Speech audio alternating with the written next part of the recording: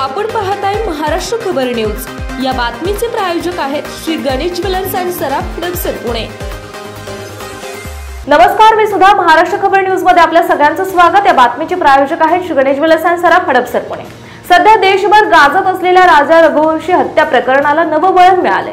राजाची पत्नी सोनम रघुवंशी एका संशयित व्यक्ती संजय वर्मा सोबत अनेक तास फोनवर बोलत होती, अशी माहिती मेघालय पोलिसांच्या तपासात उघड झाली आहे। संजय वर्माचा फोन सध्या स्विच ऑफ आहे। धक्कादायक बाब म्हणजे 1 मार्च ते 25 मार्च या कालावधीमध्ये सोनमने संजय वर्माला तब्बल 119 वेळा फोन केला होता, तर एका महिन्यात एकूण 334 वेळा संजय आणि सोनम यांच्यात फोनवर संभाषण झालं होतं।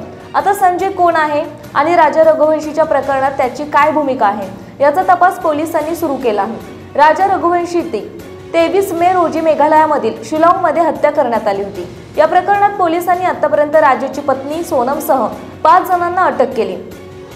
राजा रघुवंशी हत्याकांड प्रकरणात शिलाँग पोलिसांचं पथक राजा आणि सोनमच्या गावात इंदूरमध्ये पोहोचले।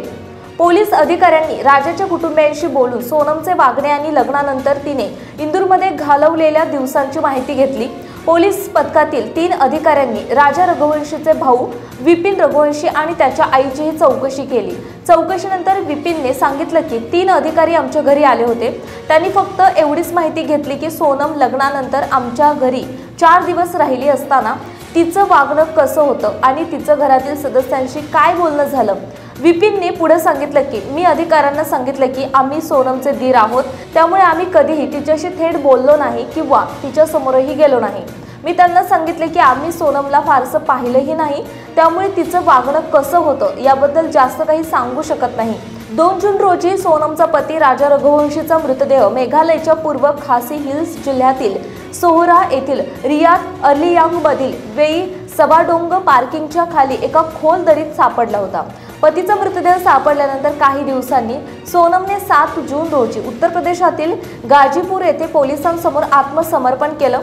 तिला रस्त्याने पाटणा, मग कोलकाता आणि नंतर गुवाहाटीला नेण्यात आलं। गुवाहाटी विमानतळावरून तिला शिलाँगच्या सदर पोलीस स्टेशनमध्ये नेण्यात आलं। इतर 4 आरोपींनाही शिलाँगला आणण्यात आलं होतं। 11 जून रोजी सर्व आरोपींना शिलाँग आणि सत्र न्यायालयामध्ये हजर करण्यात आलं। त्यानंतर त्यांची पोलीस कोठडीत रवानगी करण्यात आली। न्यायालयात हजर करण्यापूर्वी सोनमने तिचा पती राजा रघुवंशीच्या मृत्यूमधील सहभाग मान्य केला, आपली भूमिका मान्य केली। मेघालय पोलिसांनी तिचा प्रियकर राज कुशवाह सोबत समोरासमोर चौकशी केली होती, त्यावेळी सोनमनं तिचा गुन्हा कबूल केलाय। आपण पाहताय महाराष्ट्र खबर न्यूज। या बातमीचे प्रायोजक आहेत Shri Ganesh jewellers and Saraf Hadapsar Pune.